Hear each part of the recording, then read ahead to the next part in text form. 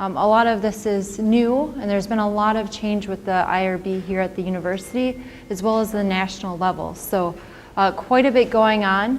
So I'm going to talk a little bit about some internal changes that you should be aware of, and then also what's going on nationally, both related to funding, but also to the regulations related to human subjects protection.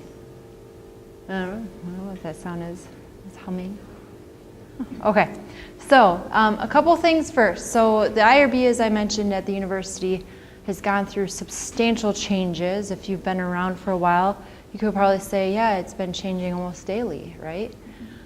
So there has been a lot of change. So one is related to how we do things. So in the past, we had policies and procedures years back. Many of them weren't public. They were just kind of sitting on a shelf. And now things have quite drastically changed. We actually adopted what's called the Huron Toolkit, and we retitled it HRPP Toolkit. So HRPP is the Human Research Protection Program. The toolkit itself is really a much broader sweep of manuals, policies and procedures, forms, worksheets, checklists, everything related to the management and function of an HRPP, but more specifically to the IRB. So what that means is the HRPP is a much broader term, reflects a program, so all the stakeholders that are responsible for protecting participants in research. The IRB is just one part of the pie.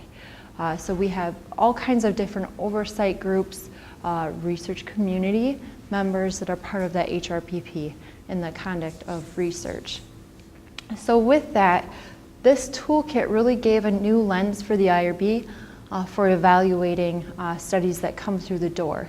So for example, the worksheets, one of them is the criteria for IRB approval, really ensuring that the IRB is evaluating those studies subject to that criteria and make sure that fits. Same thing with SOPs. We try to create a transparency that hadn't existed before around what the IRB is doing with your stuff.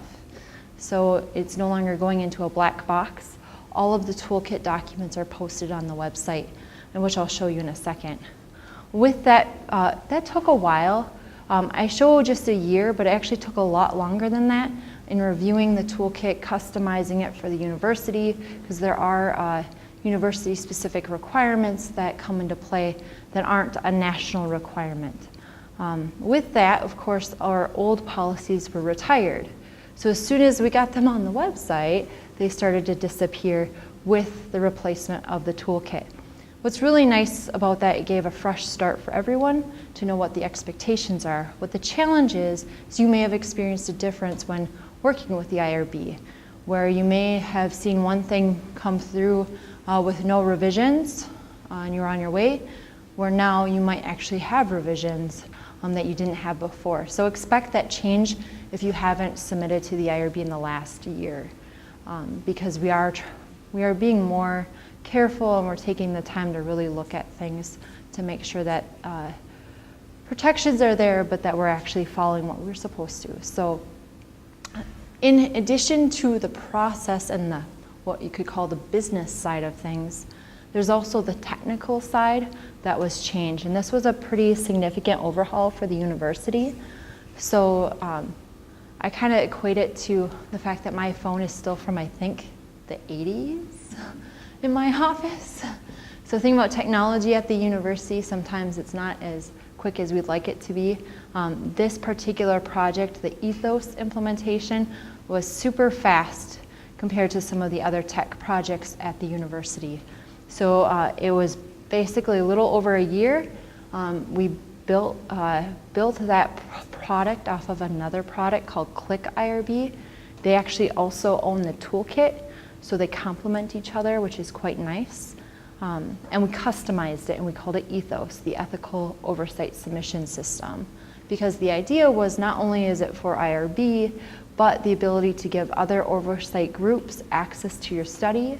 So for example, if for some reason your study involves identifiable health information, the Privacy Office now gets access and they can provide comments on whether or not your procedures for protecting that data are adequate given the standards and the changes around HIPAA. There are other groups too that get access as well. Just it's dependent on your study.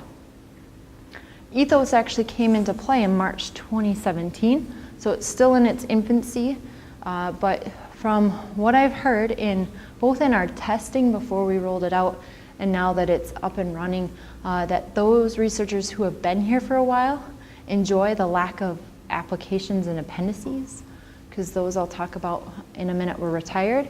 And also the system itself is fairly intuitive. We do have job aids if you need that guidance, but most folks are able to do it without the job aids. So that's pretty exciting.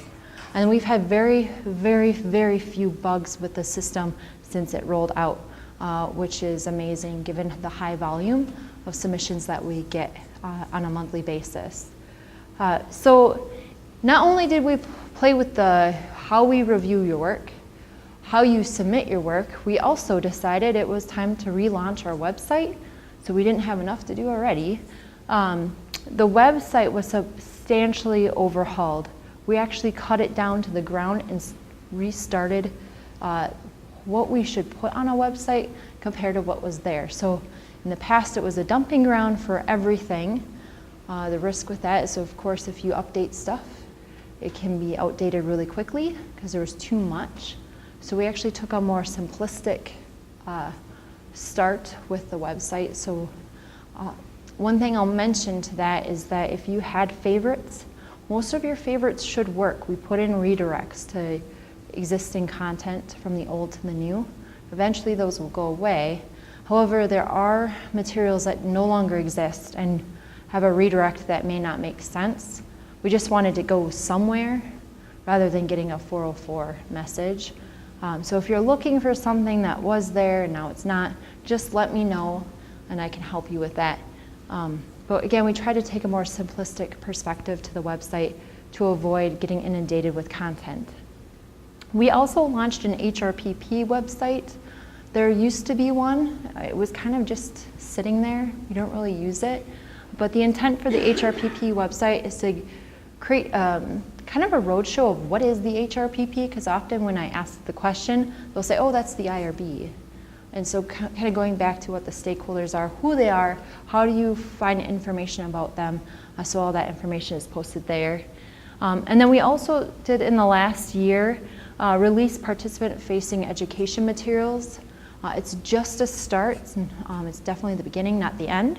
But we developed a brochure for just general adult participants, and then also one for legally authorized representatives, and so those who are making a decision on behalf of others. We are working on some additional content for parents and children, and also some of the communities that we work with quite a bit, so the Somali community and some of the other immigrant populations that's more specific to their needs. So it may not be a complete translation of the brochure, but it may just be a video. And it's really talking about the cultural differences, expectations, that kind of thing, and the different kinds of research, so it can vary. If you're thinking we're missing something, definitely let me know. You're like, oh, it would be great if you had this material. Just send me an email and I'll add it to the list of things that we're looking at doing in the coming year. Or same thing with the website. It's like, I can't find this, it used to be there, it'd be lovely if you had it, or you never had this, but I would love to see this. Just, again, send an email, and my email address is at the end. Okay, some more changes. So we had a lot of change, right? So obviously with the implementation of a new system, we still have studies under the old system. So that system is not going to live forever. And it's very hard for our staff to live in two systems at the same time for a long time. So just this past year as well, we started migrating active studies from the old system to the new. Has anyone gotten those migration emails at all? A couple people? Okay, so the key thing to know about the migration is if a study was determined exempt, you're off the hook. You don't need to migrate. There's nothing for you to do.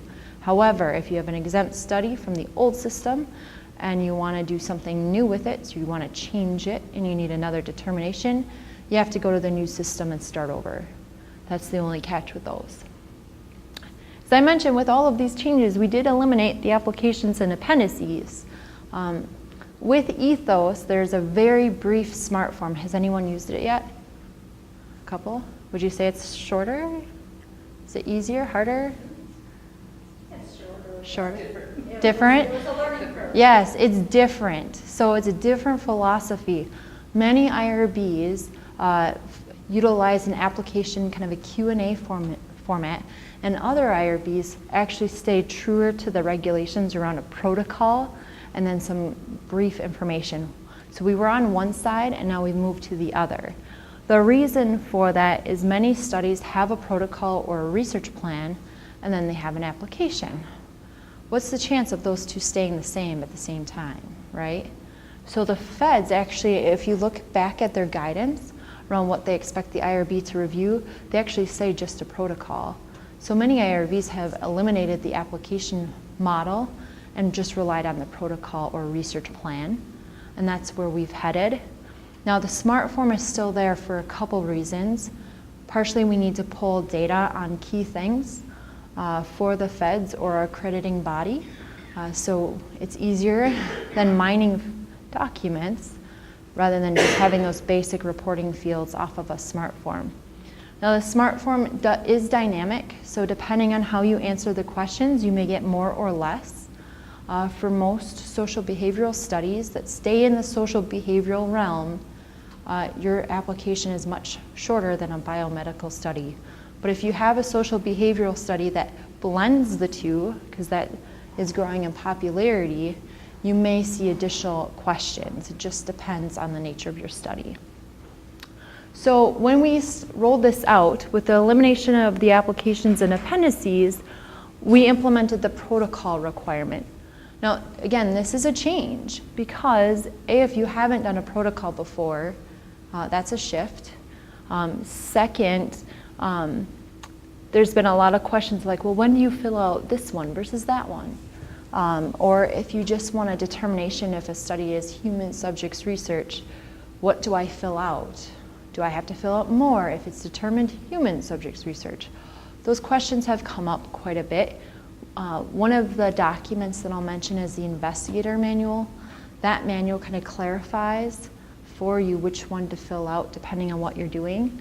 So for example, the data only protocol or data/biospecimen study, that's just for data only, biospecimen only studies. For biospecimen, it's retrospective. If you're not working with any people whatsoever, it's just data. That's when you would fill that out. Now I mentioned this briefly, but social behavioral versus biomedical, it's based off of the intervention. So if you're doing something invasive that's biomedical, it's clearly biomedical. Where we've run into issues is the social behavioral studies that blend the two a little bit. That's growing in popularity across a lot of the fields. So if you run into that situation and you're like, I don't know if it fits in this one or that one, but the biomedical is so device heavy that throw your hands up in the air, just call, email, tell us what you're doing, and we can help you decide, okay, you know what, based off of that, here's what we want you to do. Here's the sections you can just insert NA, because they don't apply. You know, we'll help guide that discussion. This site supplement is really for sponsored studies. So if a sponsor delivers a protocol and you're carrying out something locally, you'll have the main sponsor protocol and then the local protocol. It's an abbreviated protocol, basically. And then again, the determination form. Has anyone struggled with figuring this part of it out, protocols, or have you been generally acquainted with writing those? Seeing heads shaking yes. Some are like, Pretty nice about telling us if we've done it wrong. Okay. Anyone have questions about the protocols or writing up a protocol? I know often I get the question of where do I go for help? Do you guys have resources internally to help you with that piece? The idea is that you select one of those, right? Mm-hmm. And so if you're doing like an educational study, reading, you select social media. Yeah. Yes. Yep, yep. Unless you're doing something like looking at imaging on top of that. Mm-hmm. You're doing your reading intervention. Yep, and you're then, assessing it with yep, imaging. yep, Your yep, client. with radio tracers. Because we have, so this is good point. So with this kind of, what do I pick with the social behavioral biomedical, we actually developed definitions for biomedical and social behavioral, and when, if there's a blend, what could be still considered social behavioral. I might pull that up because there are situations when you're doing scans that it's okay to keep it under social versus biomedical. So historically, those have gone to a biomedical panel. They're required to. Now there's been a little bit more flexibility. So if there's no radio tracers involved, there's nothing invasive, otherwise you could still lean towards the social behavioral, so that's a change. I have a question Yeah. about the site supplement. Yeah. For international sites, so when I submitted in the new system for the first time, Yeah, I was going to collect data in 3 different countries. okay. And I just was confused, like you had to submit protocols for each country. Well, it's the same research question, Same research question. but and your schools your information, yeah, your settings. You shouldn't have had to fill out separate protocols for each one. But I had to submit like the protocols for each of the schools from each of the countries. So that's where. You should have been able to just under that setting section where it asks where are you doing your research considerations. You should have just been able to add all 3 under there as separate headers or subheaders. You shouldn't have had to fill out separate protocols. Now the catch would be is if you're doing one kind of umbrella study and then you're replicating it. So 3 really, so you're doing 1 here, you're gonna do that first and then go to the second, do that one and then do the third, you know what I mean? Then you're really doing 3 studies off of this original idea. But if it's all just 1 study and you're doing it in 3 locations, you shouldn't have filled out 3 protocols. Well. Yeah, so lessons learned. No, hey, that's good. Yeah, right? It was, I submitted it right when it changed. Right? Yeah, So yep, it felt yep. like it was And you know, we're still figuring this stuff out. So this is really a huge philosophical shift for the U. And we're still making changes to these. So there is a toolkit feedback form on our website. Anytime you're in the toolkit pages, you'll see a link if you have feedback. If you're like, you know what, this social behavior one, there's a section on withdrawal. Like, this has, like, we have no idea what you're talking about. And you have ideas of how to make it better, send that in because we review those monthly. And we've made a lot of changes to the protocols based off of the feedback we gather from you guys. So we're actually about to re-release the biomedical one next month. And I know too, I don't know if folks have struggled with formatting with that protocol, copying, pasting, and the outline, yeah. Just let you know, we do know about that. We're trying to fix that, so, yeah. Yeah, say I completed the determination form Yeah. this morning, and I didn't get any definitive recommendations. Is that what the idea is supposed to be? Did you submit the actual form into Ethos? I'm sorry? Did you submit the form into Ethos? I think I did it electronically, but I don't think it was. Was it like a survey? It wasn't under ethos. Yeah, it was a survey. So in the determination world of whether or not a study meets the definition of human subjects research, that is complicated, partially because the feds like to make things difficult. So that tool that you use, the determination assessment tool, that's trying to help get folks into the right protocol, because what we've had happen is a study that's truly human subjects research. They fill out a determination form, they send it in through Ethos, they wait 5 days, and then we tell them, no, you gotta go fill this out, the social behavioral one. Or we have people spend a month filling out the social protocol, they submit it through Ethos, they wait the time for the pre-review, and they say, oh, your study's not human subjects research. You're like, why did I just spend a month on this protocol when I could have just filled this out in a matter of a day and send it in? So that survey is trying to help sift people in the right spot. So if you're questioning if your study meets the definition, the form that you filled out, the actual form, send that into Ethos, and those come back really quick. So that's actually reviewed by our office staff. They'll make a decision, you'll get a notification, and you're either on your way or you have more work to do. Okay, and I'll show you that too. It's pretty easy to fill out. We're actually working on revising the actual form because it's kind of misleading. It says it's a form, but it's not. It's really a research plan or a project plan. So we're looking at renaming it. Again, that's going to be a shift because at the U, that's been a thing for a long, long time. And then people will start asking if we change the name. But and then the first two sections of that determination form are all guidance.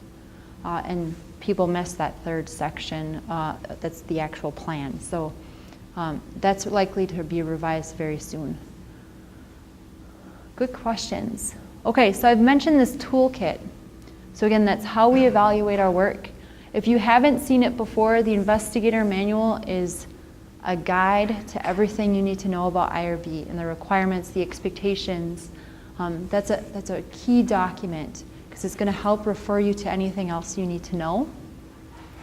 Now, if you're curious how the IRB is going to evaluate your study, the other area of the toolkit that you want to check out is the worksheets and checklists, because that's what we use to evaluate every submission, from pre-review all the way to reviewing a minimal risk to greater than minimal risk study, or your study involves kids, vulnerable adults, you name it. So that's what we use. One thing is not mentioned here is the templates section of the toolkit. That's where the protocol templates are, and our consent templates, so on and so forth.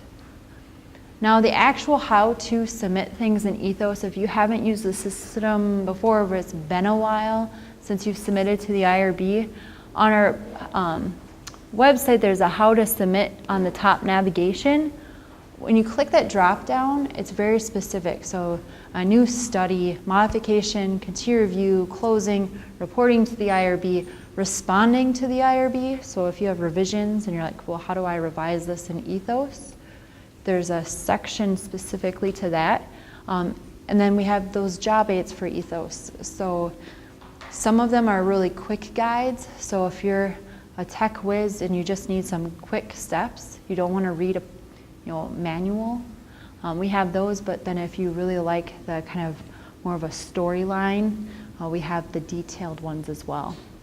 The last thing I'll mention is under how to submit a new study, we have a new submission checklist. This was created to really help identify what documents to provide to the IRB, because the applications before helped guide what you needed, and with those gone, you need to replace that with something. So the checklist is a great option for you if you're trying to figure out what you need to provide. Now in Ethos, it's really important to know what to put where, and so that submission checklist will help you because there is a recruitment and consent section where you're just putting your recruitment and consent stuff. Don't put anything else. No HIPAA, no nothing. And then the supporting documents is everything in the kitchen sink, right? So everything else goes there, and then your protocol is a separate question. Okay, so that's a lot of change, right? So about almost a year and a half ago, I think, the capacity to consent policy came out, which really was more specific around what to do in the event of a study involving diminished, fluctuating, or absent capacity adults. So kids are not part of this. With this policy, the basic premise is that you have to have a plan of how you're assessing capacity if this is likely for your study. So there's two sides of this. One is the greater than minimal risk research. You have to use a more complicated tool, which we'd recommend the MacArthur, but if it's a minimal risk study, you can use the UBAC. Both instruments can be modified based off of your population. There's a lot of literature on the MacArthur and how it's been adjusted for a particular population, or say you're working with Spanish speakers. Actually, just in the last month, there was an article validating the MacArthur for Spanish. The UBAC tool, similarly, you can adjust things to make it work for you, as long as the content and meaning is still the same. The catch with the MacArthur is that you do have to take the Assessing Capacity to Consent online course, partially because it gives more context and the manual that goes with the MacArthur around how to use it, how to evaluate the responses from a participant. The UBAC is actually a child of the MacArthur. So the MacArthur, everyone's like, this is great, but oh my gosh, it's complicated and it takes so long. So they developed the UBAC, which is shorter, less complicated, and takes maybe 5-10 minutes at most. One thing I'll mention is a lot of folks have said, well, this doesn't work. We have one that we're using all the time. It works well for our population. Does that mean I have to change? Well, our policy allows other tools. You just need to indicate that and the rationale for using it. The IRB does prefer that it's validated, so you may have to provide some information about that, but if it's a well-known tool, you don't need to provide the validation information because we already know. But really the premise to everything for the capacity consent policy and the worksheets and checklists we put together is really under the foundation that a person should be able to understand the study and the information shared about the study, appreciate the effects of participation, good or bad, and that's not like risks. Like the effects of participating in a study, it could benefit me, it could not. What if I do it, what if I do not? Reasoning, so the reason, how they reason on making that decision, weighing their alternatives. So say, for example, they're on one path when you're talking with them saying, this would be horrible, I don't have time for this, and they're on the negative side, but then when you talk to them about their decision, they say, oh yeah, sign me up. It's like, wait a second, there's some faulty reasoning here based off of what you've heard. And then expressing a choice about research participation. And expressing a choice and reasoning often go together. So the MacArthur and the UBAC rely on these 4 competencies for capacity to consent. One thing I'll mention is you can have the capacity to make financial decisions or other decisions in your life, but you may not have capacity to consent to research. So there are differences there. And then competency versus capacity. So the online course actually goes through a lot of that. And you can take the course even if you're not using the MacArthur, so feel free to do so. It's really interesting. It initially cost money, does it now? No, it will be free. So I actually built that course, and my philosophy is that those kinds of things should be free. So I'm pushing continuously for more education materials that are free for use rather than charging. One of the things that we've heard is a concern about categorizing populations as lacking capacity given their state, their condition. We have pushed back on that idea, saying that's a myth. We avoid categorizing capacities because everybody differs, because we have to consider the population, the conditions, the type or the progression of the condition. Just because you have dementia doesn't mean you don't have capacity, right? And not all individuals with disabilities lack the capacity to consent. There's been some research on intellectual disabilities, and that moderate to severe likely don't have the capacity to consent, but there's been variance on even the moderate. So you really, the IRB has expertise to review your study. However, we do rely on you and your knowledge and your awareness of who you're wanting to work with on whether or not this even comes into play. And if it doesn't, say that. Give us the information so that we don't spend our time trying to apply a policy to a study that doesn't really make sense. Any questions about the capacity policy at all? Or I just want to reinforce that last point. Yeah. I've been fairly vocal, both representing the college and my own program of research, that this college has a pretty broad interest in populations that are vulnerable and have issues with the capacity consent. It goes both ways in the intellectual and developmental disability space. It goes both ways in that there are folks, including myself, that work with people very severely impaired, low functioning intellectual capacity that's stacked. To be very candid, this isn't something they're in and out of. And so this issue adds burden to that in terms of administrative regulation. I push back on that. But I can speak as a engaged with this process that they are, it's not about being flexible. I've argued in my cover letter of why I don't need to follow necessarily the need to assess ability to provide consent Exactly. at various phases of the study. They're not changing their condition. Yep. It's static, not progressive. Mm-hmm. We're not quote unquote curing anybody. They're Yep. not going to wake up one day and not have an IQ below 50 and be be verbal, just to be candid with it.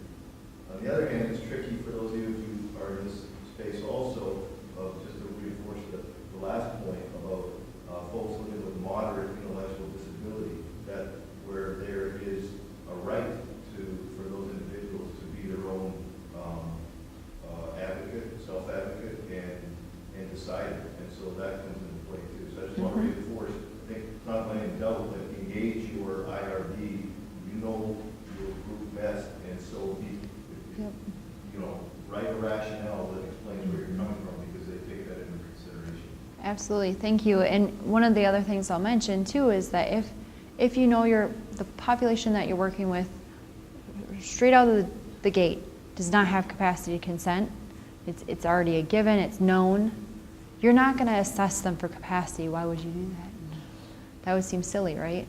So if you know, based off of what information you have, and you already have a plan for the involvement of a legally authorized representative, so on and so forth, you're not assessing only in the event where it's unclear, they potentially fluctuate back and forth. Again, that moderate intellectual disability distinction is interesting, because if you look at the literature, they'll say, well, some of the literature will say, well, 50%, and others will say, well, it's less than 50%. Well, then how do you know who you're going to get for a study, unless you're already intimate with that group through other research programs. So it's an interesting concept, but when in doubt, provide information so it helps the IRB apply justly the policy.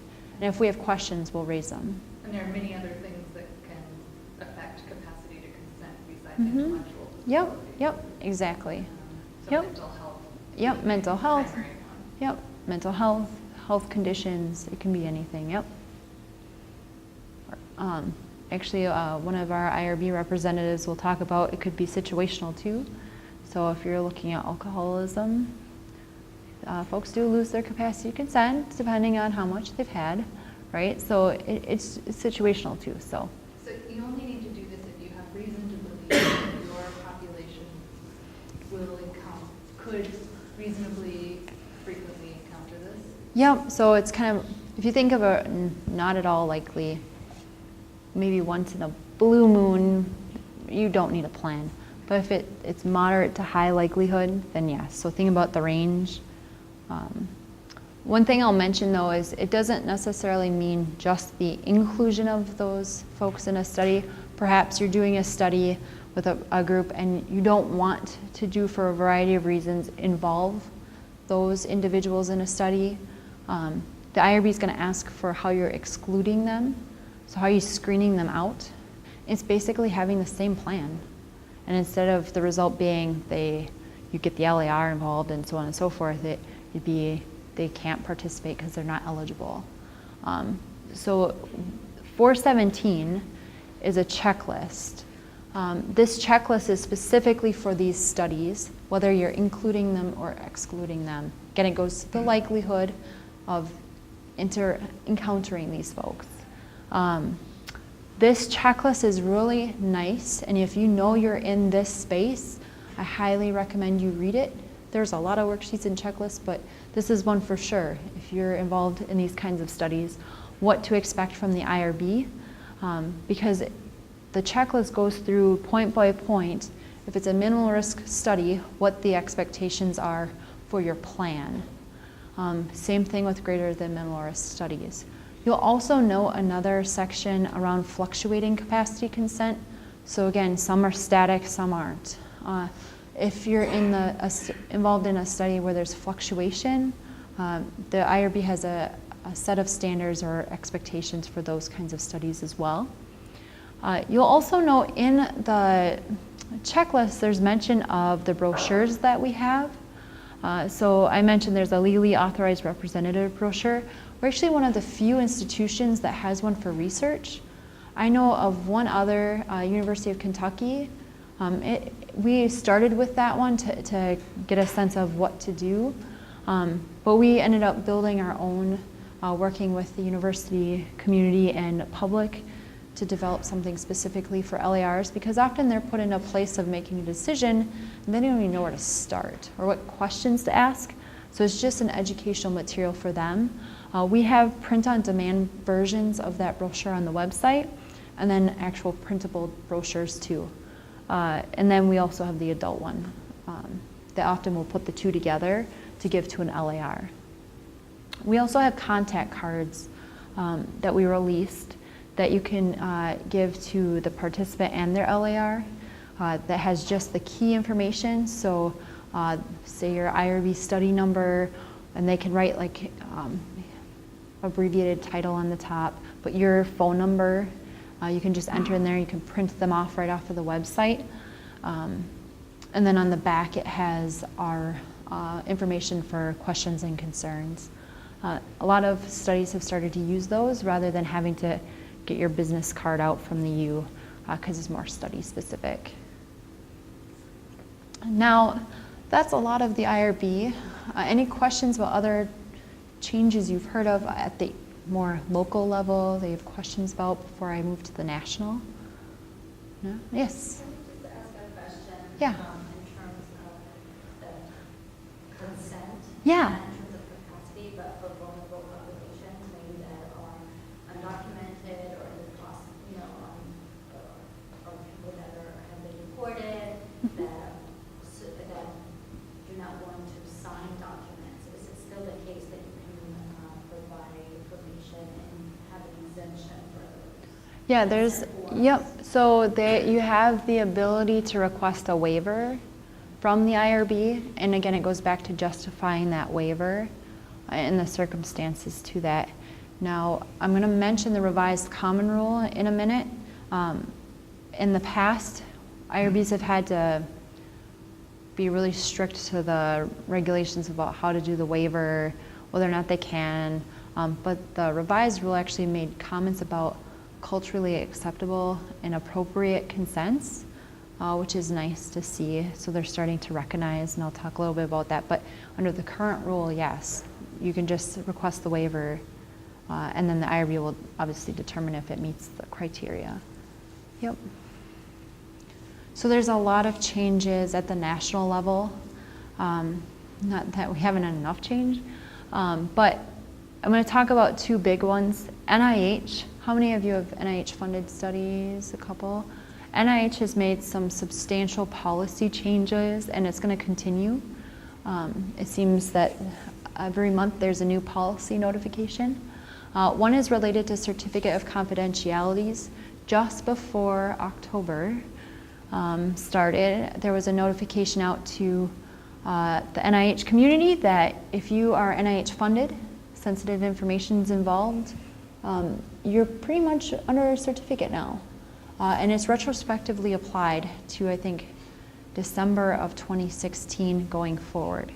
The university is actually looking into this and how to actually apply it to existing studies, because NIH asked the question of, well, you're going to have to consider pre-consent and whether or not that's necessary, given that the certificate comes into play.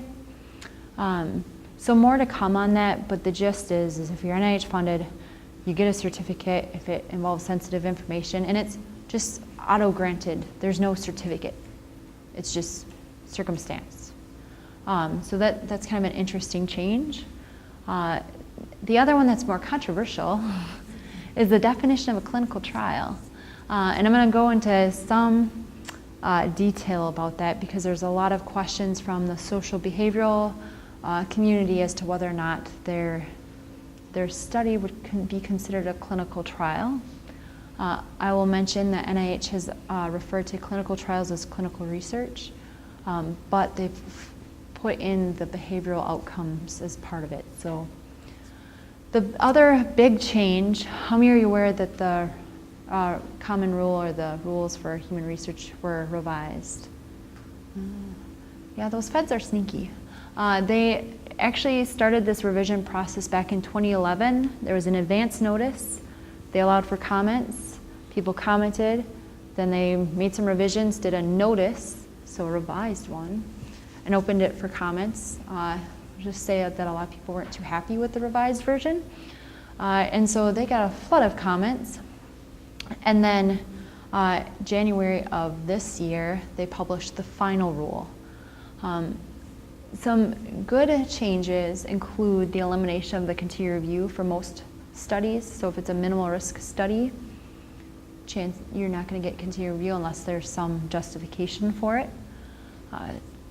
And then the categories for exemptions. So in the IRB world, we have studies that are not human subjects research, studies that are exempt from the rule, but you still submit it to us and we do a cursory look.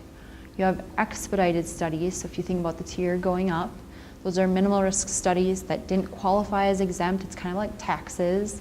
You fit in one bucket or the other. And then there's full review. So those are basically the greater than minimal risk studies, studies involving prisoners. That's the tier. Well, what's happening is expedited and lower are shifting down. So a study may have been expedited before, but come January 19th, it may be exempt. Something that was exempt actually might be not human subjects research. So there's a shift down of oversight.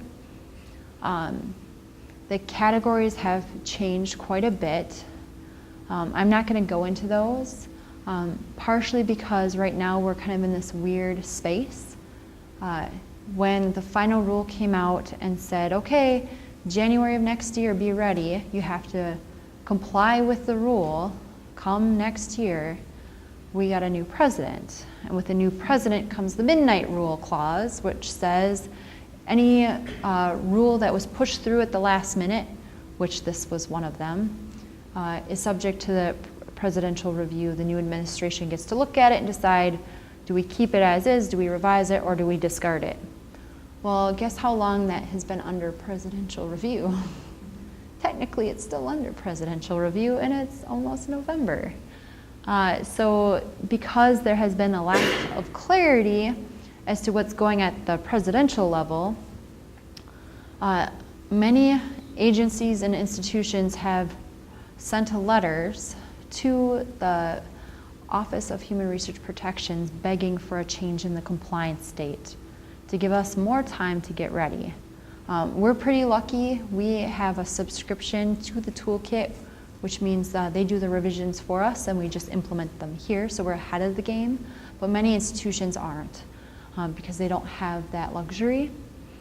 And so just last week, there was a notice in the registry for the feds saying, we're going to propose changing the compliance date, but that's still under review.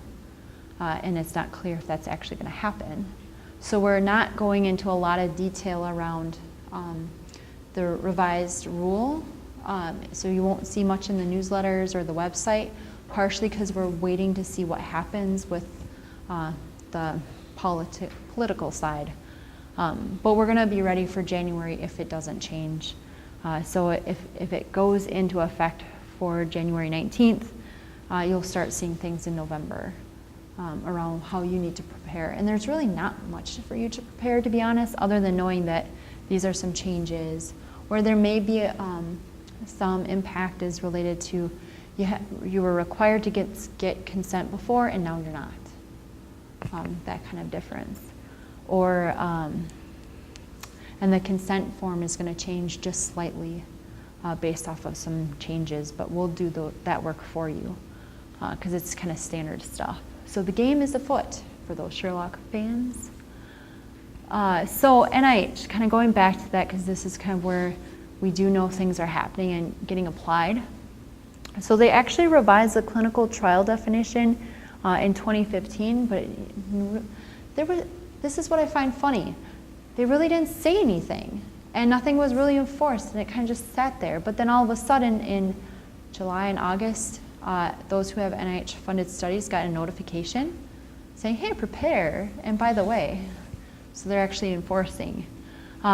They did require good clinical practice training as of January 2017.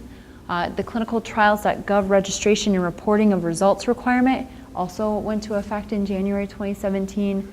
And then there's this new human subjects and clinical trial form that's part of funding application packages that go in effect for those applying for the 25th of January of 2018.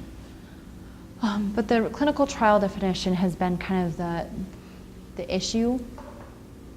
So the revised definition is a research study in which one or more human subjects are prospectively assigned to one or more interventions, which may include a placebo or other control, to evaluate the effects of those interventions on health-related biomedical or behavioral outcomes. They go on to say, as a comment, it's very broad, encompassing a wide range of activity, which now may include behavioral studies, such as studies that manipulate an independent variable to observe a hypothesized modification of a behavioral process. So what's happened is that the NIH made this change partially to get more results out into the public. And folks from the behavioral side have said, wait a second, is my study part of this? Because it's really not a clinical trial when you think about clinical trial.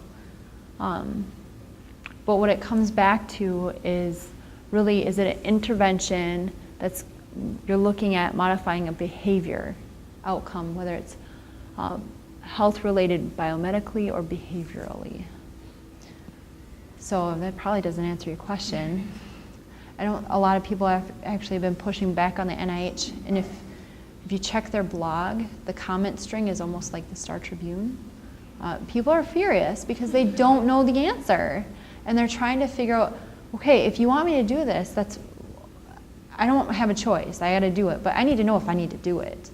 And so they continuously modify their webpage on this piece to answer some of the questions they've gotten, which is kind of interesting because I've gone back now almost every week to get more information, and it changes. So this is one of the FAQs that they have. Does assessing any behavioral outcome make a study a clinical trial? And this is where they say no. If the study is not designed to assess whether a prospectively assigned intervention modifies a behavioral outcome, it's not a clinical trial. They said a lot of the observation studies are considered not clinical trials too. Yeah? So when they're talking about behavioral outcomes, I'm thinking of a study, particularly that I run right now, that's working on an intervention with a workforce. So we're looking at behavioral outcomes that are professional behavioral outcomes. So would that not be considered health-related behavioral outcomes then? So we're looking for like changes in their professional practice. It's a good question because they have a couple cases on their website that are not biomedical or health related. Like one of the cases that they have on the website, and this is where I suggest you go to their FAQ and their case studies that they have. There are a lot. There's, I think, 60 cases. Look for one that's similar to what you do to see what their response is, because there was one case where two groups were asked to go through version 1 of a consent, and one does one and one does the other. They considered that a clinical trial. So, but there's other ones around like reading of like this font versus that font kind of thing, and they said that's not a clinical trial. But they argued that the consent one was because you could change behavior based off of one or the other consent. And it's interesting. In other words, it's completely confusing. Yes, this is why you need to go to those case studies and rely on those, because that's what they're using to interpret. So what you need to, and they have a lot, and there's some that are social behavioral, some are biomedical. Find one that's similar to yours. And the best thing is if it's not there, send in your summary and say, would you consider this? Because guess what, they're going to add it. That's what I'm finding, is people are sending in the. Work at college, work with your grant coordinator. Yep. They will help you go through that FAQ. Yep. This is also, I don't know if he's restated, this is for NIH supported. Yep, work. just It's NIH. not NIH, don't worry about it. Yep. Feel free to avoid it. Yeah. Do you want their money? No, so, at the end of the day, what they're trying to do is create transparency with the public, which is great. I get it, love it, fantastic, and improve the integrity of science. Great, again, love it. But that doesn't mean you have to make everything a clinical trial. So, The definition of clinical trial was the word that count. yeah, and, Making it more transparent. yeah. Have you read anything, any guys from NIH saying that there will be a human being at NIH making a determination for people beforehand? Or I, what's that? Yeah, so, The review panels will be y- asking. yeah, and, In my second related question. but that's after the fact. But no, because it's Yeah. nicer to fill out that form. Yep, yeah. Have you heard anything, and this might be too tangential, but about erring on one side or the other when you're submitting your application? This is where I would say, make sure you make the right decision. Don't classify yourself as a clinical trial if you don't need to be, because if you do, guess what comes with it? Additional requirements that you may not be subject to. And if you get classified incorrectly, then you need to follow up on all of those items that aren't necessary. So of course, NIH has folks behind the scenes helping. We do have a gal here at the university outside of the department. Her name is Kathy Mitschke. She actually helps related to some of this NIH stuff and CT.gov registration. If you end up in that boat and you've never registered, don't worry, we have you covered. She does that for you. But with that, it's one of those things that if you don't have to fall into the boat, don't. Because otherwise you're just going to be doing so much more. And then if you're unsure, the NIH case studies are a great way to easily find. I've been working with some departments. I said, okay, what are you doing? And I'll look through the case scenarios to identify, hey, here's one that's similar. You look like you won't need to do this. Or wait, no, yours kind of meets this one, but it's on the fence. Let's send an email and find out. And some of the case studies themselves, their solutions have changed. So if you look 2 months ago, something may have been a clinical trial, and then based off of pushback from the community, they've changed their decision and provided new rationale as to why it's been changed. So. Or you or someone in your office available to help PIs make the decision? Yep, so actually Kathy Mitschke is the one you would go to. She's actually through the Translational Science Institute here at the U, but she does a lot of the CT.gov, NIH stuff for folks, because again, it's complicated. There's a lot going into play to just help get you grounded as to what to do. Any other questions about this piece? It is crazy. I'll be honest with you. The NIH website has changed in the last 3 months more than I think it ever has. So with the clinical trial case studies, again, there's tons of them, but they have a couple core things, and you can't read it here, but the clinical trial definition that I mentioned is here. Why the changes, it gives some rationale as to what they're doing.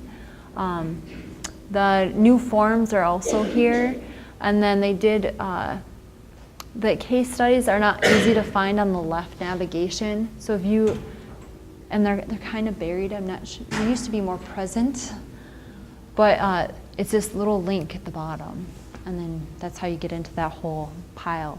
They do have an interactive as well, but I don't know if it's really helpful because they said, well, answer these 4 questions, then you'll know the answer. So the first is, does the study involve human participants? So first of all, they should ask, is it NIH funded, but they didn't. Are the participants prospectively assigned to an intervention? In the study, in that study, are you looking at evaluating the effect of an intervention on participants? Is the effect being evaluated based off a health-related, biomedical, or behavioral outcome? And each of these items, so we've asked, what's a behavioral outcome?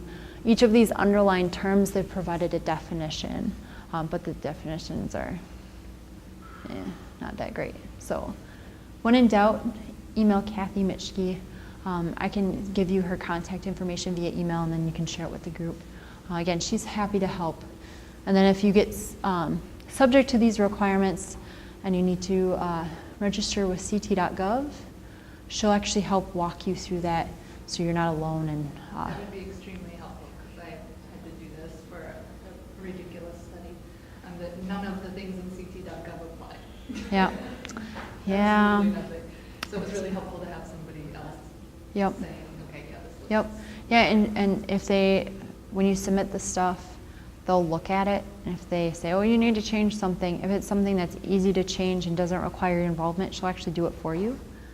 Or if it's something that requires your feedback, she'll contact you and say, okay, this is what they're looking for, here's my thoughts. So again, it's really helpful to have someone like that here.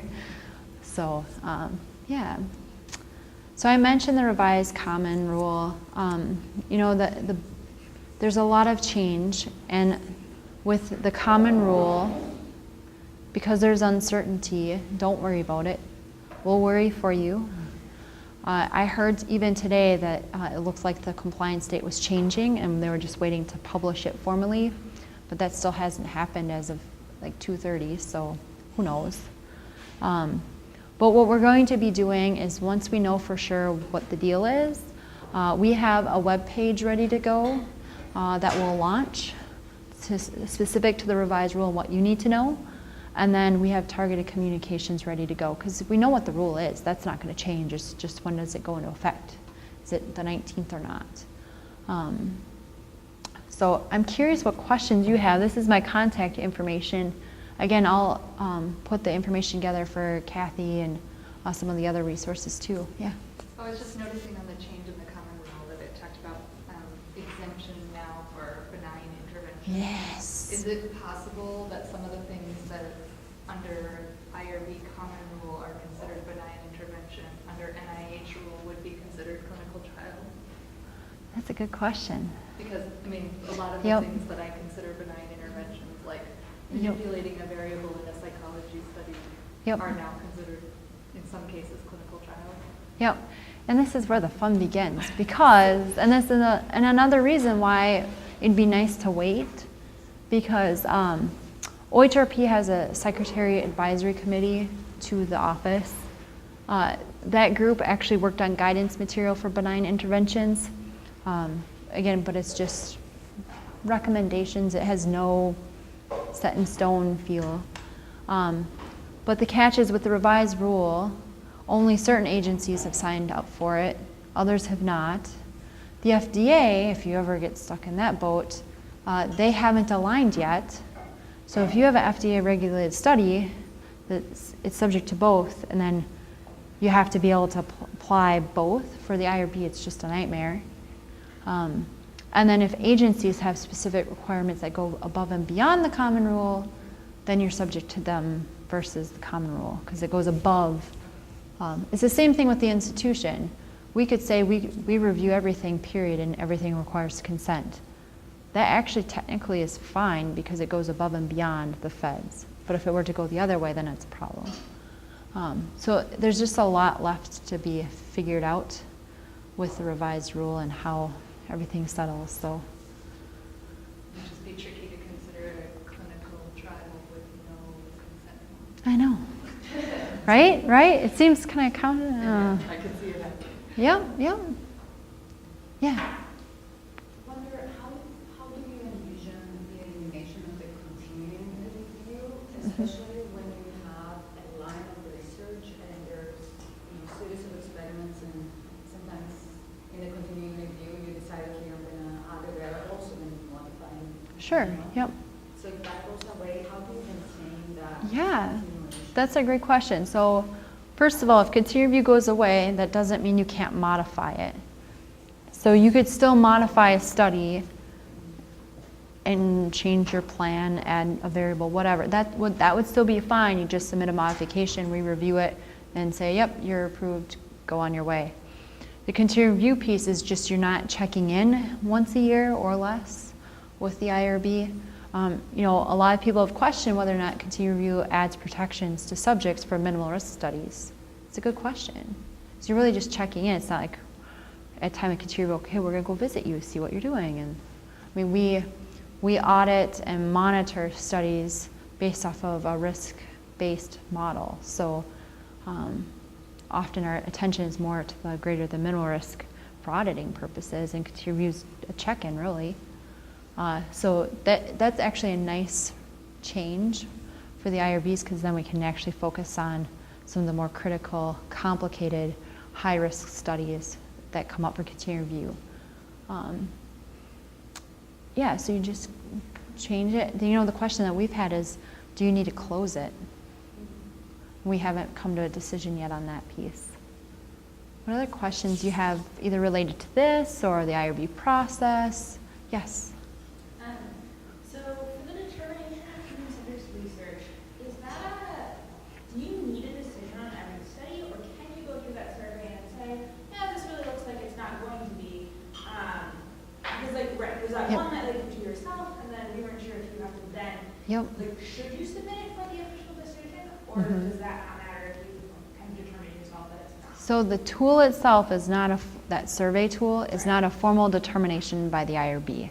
So here's the catch. You can decide that a study doesn't meet the definition of human subjects research, but guess where the liability lies with? You, not the IRB.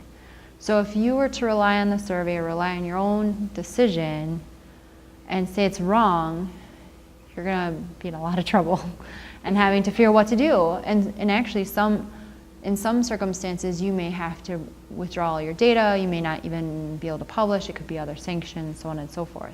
Okay, and so we got, we went through and did that because that's what we had figured. That, and so then we're going to have a number of studies, we're coding other people's data. And so it was determined to not be a human research. So every new study we should still resubmit just to get that formal determination. If you can rely on your judgment, you can. But if you want a formal judgment and maybe take the example one that you had, bring it to the IRB and we can say, okay, let's look at this one. If everything else that you're doing is exactly like this in just some other fashion, then yeah, continue to rely on your judgment.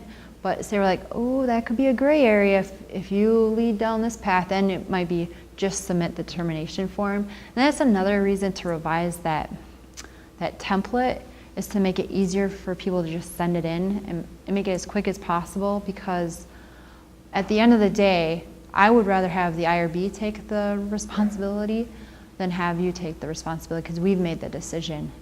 And if we made the wrong decision, it's on us, not you. And the other nice thing about that, and the tool's nice, I like it because folks have found it helpful, and but say you're going to publish in a journal and they want something from the IRB. That's not sufficient for a journal.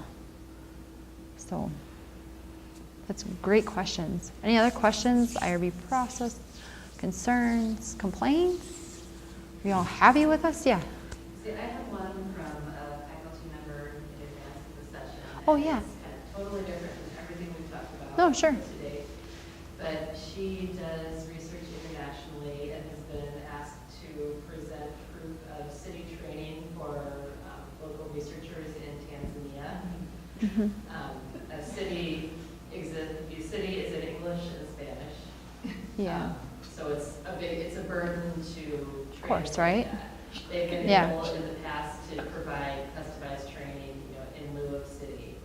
But then she was talking with someone else in a different department and found that their similar study, they didn't have to provide proof of RCR training of local researchers at all. So she's just wondering about what the guidelines are for working with local researchers internationally. Sure. That's a great question because, okay, historically, applications, you enter dates and we relied on the dates. We didn't go look up your certificate.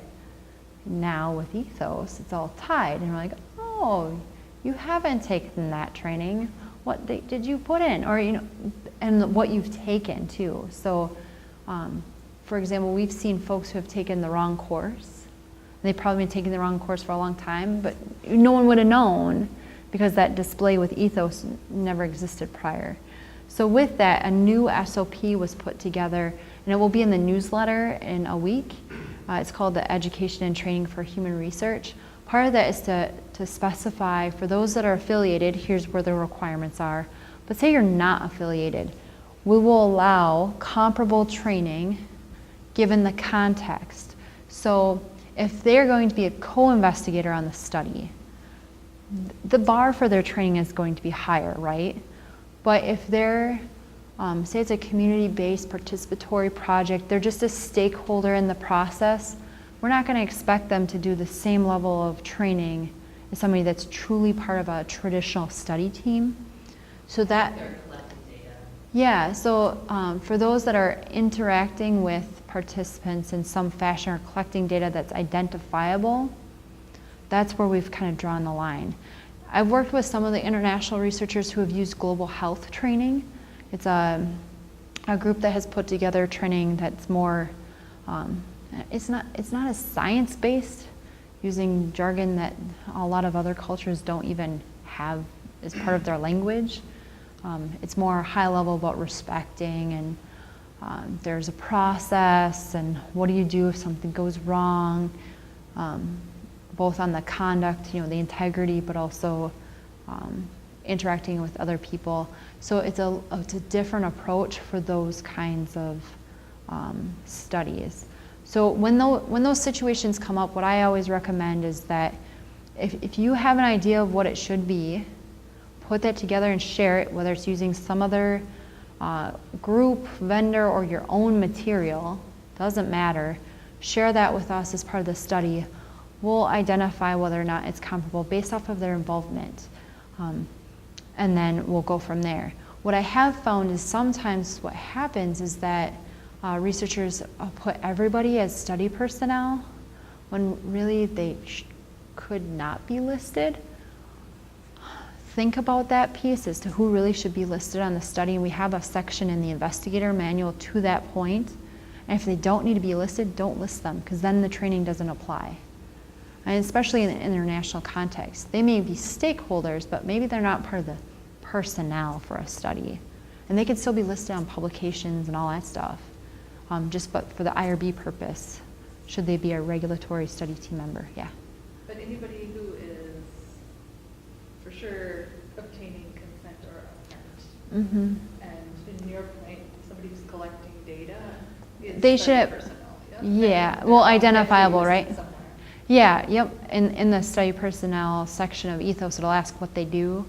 One is consent, is a question on there, and then say they're some other personnel, but they're just gathering identifiable information, then you just list them there. And again, in the international context, and if they're unaffiliated, there's some flexibility. I did have one study though where it was a 2-slide PowerPoint that they were going to use with a group in an international setting but it had nothing to do with ethics,